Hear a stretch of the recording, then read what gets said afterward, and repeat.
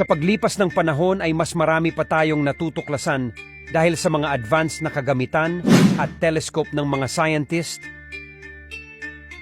Kung ang solar system ay may umiikot na 8 planeta, sa TRAPPIST-1 system naman ay may 7 planeta na umiikot dito at may sarili itong araw na tinatawag na Cool Red Dwarf Star. Sa video na ito, samahan ninyo akong alamin ang kambal ng ating solar system. Ang TRAPPIST-1 system. Ang tanong, meron kayang nabubuhay dito at gaano na ito katagal? At totoo kaya na mas nauna pa ito sa ating solar system? Yan ay ating aalamin.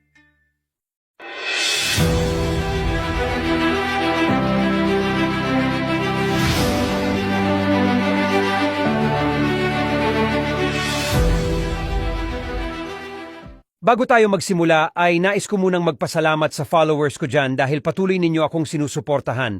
At sa mga solid na commentary natin dyan, at siyempre sa mga basher maraming salamat. Oo nga pala, meron tayong YouTube channel. Kung may oras kayo, pwede ninyo itong bisitahin at huwag kalimutan mag-subscribe at i-click ang bell icon para updated ka sa mga trivia na gaya nito. Mabalik tayo. Ito ay may layong 39 light years mula sa ating solar system. Ito ay may 7 planeta na umiikot sa sarili nitong araw na tinawag na TRAPPIST-1. Ayon sa pag-aaral, ay mas matanda daw ito kaysa sa ating solar system.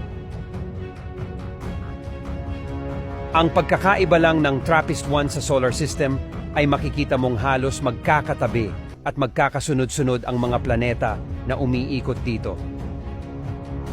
Ibig sabihin, kapag ayaw muna sa planetang tinitirahan mo at masyado ng maraming marites, ay pwede kang lumipat anumang oras sa ibang planeta dahil sa pagkakasunod-sunod nito sa kanilang orbit.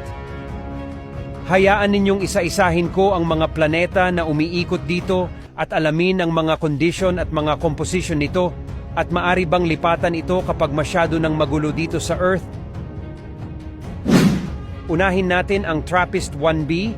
Ito ang pinakamalapit na planeta sa TRAPPIST-1 system.